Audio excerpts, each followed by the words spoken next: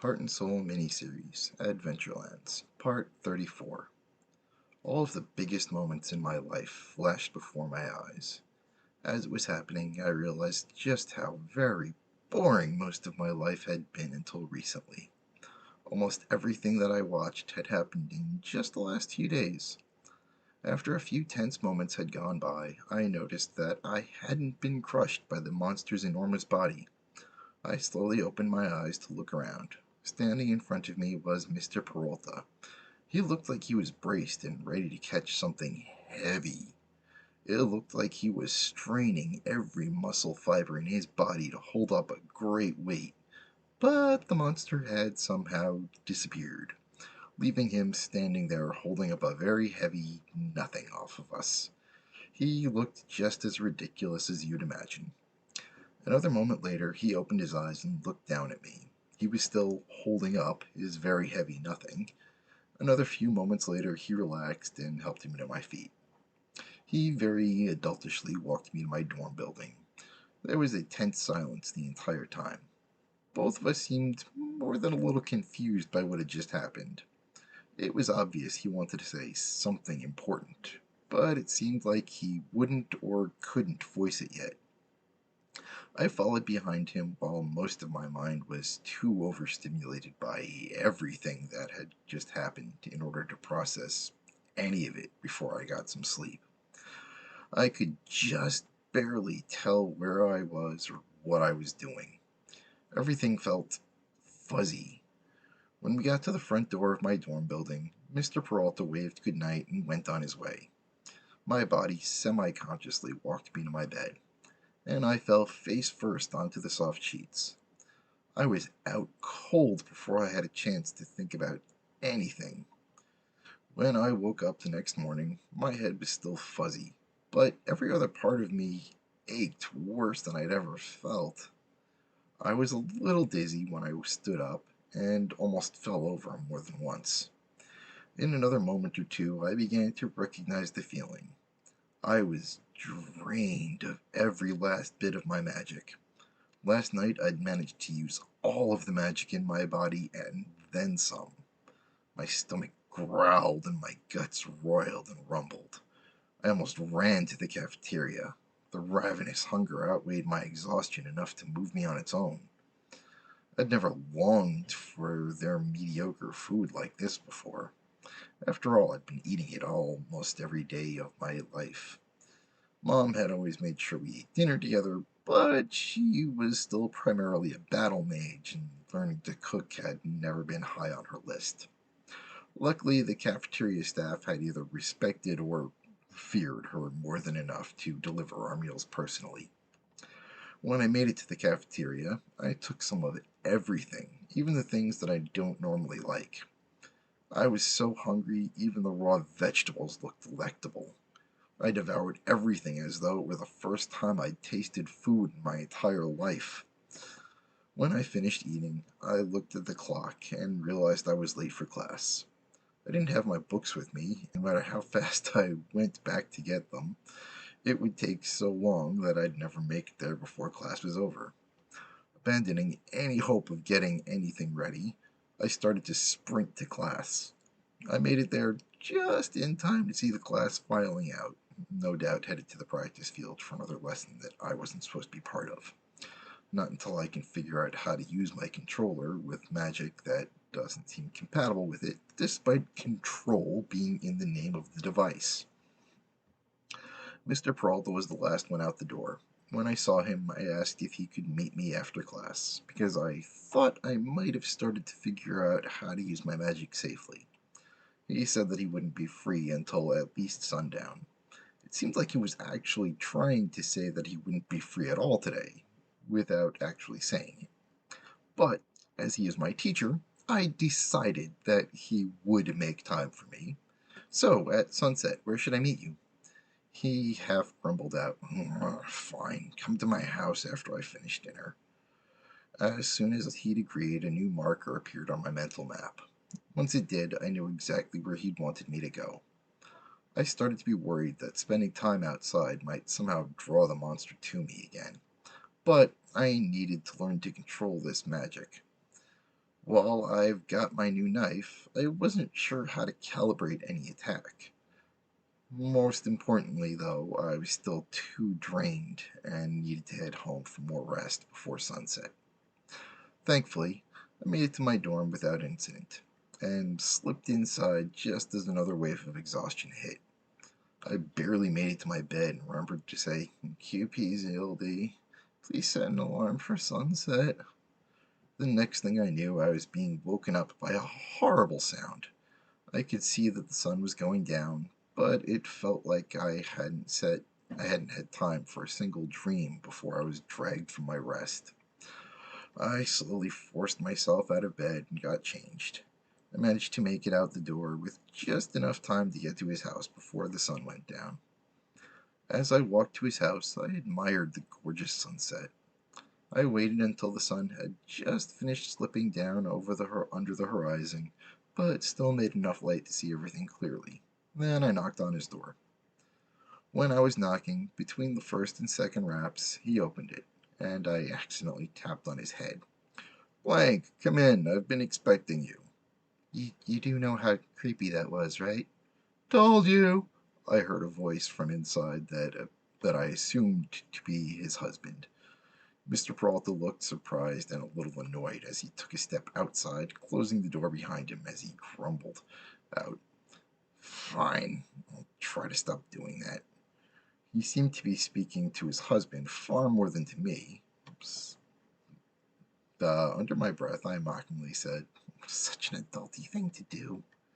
Then I spoke normally to say, The reason I'm here is to talk about Mr. Peralta cut me off to say, the monster that keeps following you. Yes, I'm concerned by that too. Well, yeah, that also, but right now I'm here to talk about my magic. You see, I went to his store and found this knife. He shot me a very quizzical look, but let me continue uninterrupted. The last time that monster attacked me, I was admiring it when he appeared. I somewhat frantically swung it in the air in front of me. For some reason, it actually managed to cut the monster. The quizzical look on his face disappeared. He was now switching between pure wonder and abject horror. Each time I swung the blade, I cut the monster, regardless of the distance between us. As far as I can tell, the blade isn't anything special. It sure is pretty, but other than that, it's just normal. The horrified look disappeared, and the old man was left staring at me in wonder. No wonder they want your body so much. They've been trying to attack you before you learned to control yourself. Now it was my turn to shoot him a quizzical and very alarmed look, but not enough to interrupt. And far more importantly, you aren't even old enough to sign the kind of magical contract they would need to take your body. If they get a hold on magic like yours, that little bugger really could escape me. I should probably take you directly to him to fix that. On the other hand, it seems like the kind of thing he would set up on purpose. Alright, I'll play along. For now. Mr. Peralta, are you okay?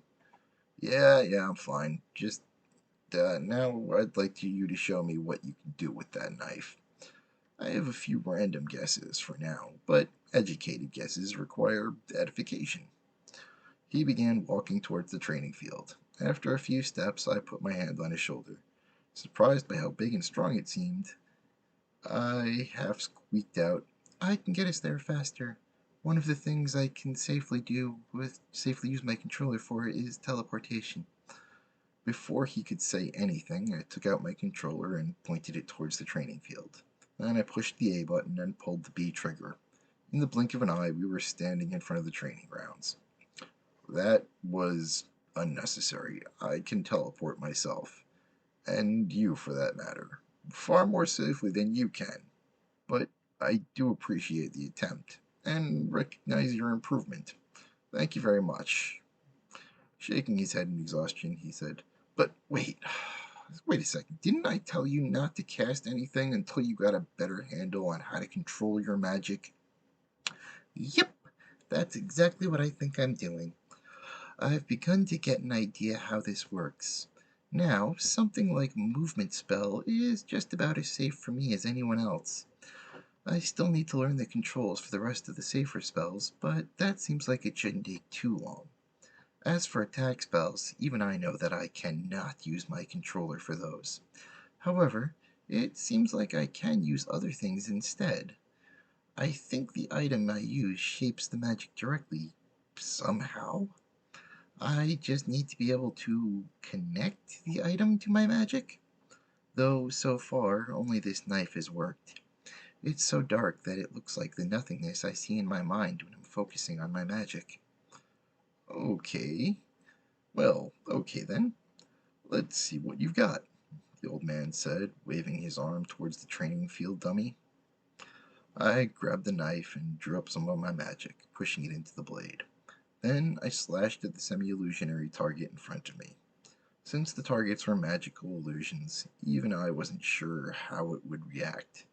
To my surprise, the huge target was cut clean in half, as were a few of the trees in the wooded area half a mile or so behind the target. For some reason, the target even blinked in shock before it looked down in time to see its top half falling off like a cartoon. Unlike the trees, the target was back to its normal self in the blink of an eye. But Mr. Peralta and I were staring dumbfounded even after the illusionary target had returned to normal. Well, shit! I did not expect that. How in the name of evil did you do that without a controller? He demanded before excitement took him over and he ran to inspect the training dummy without waiting for any response. I I don't know. I didn't think it would work that well. I still can't visualize anything when I'm trying to use magic, so I can only control the direction, not how deep the cut is. Which, now that I think about it, could be a serious problem trying to work with others. Shit, I cursed in frustration. Once again, I was back to square one when it came to any kind of combat with a team. And not many know better than I do that almost no solo PKers have ever amounted to anything.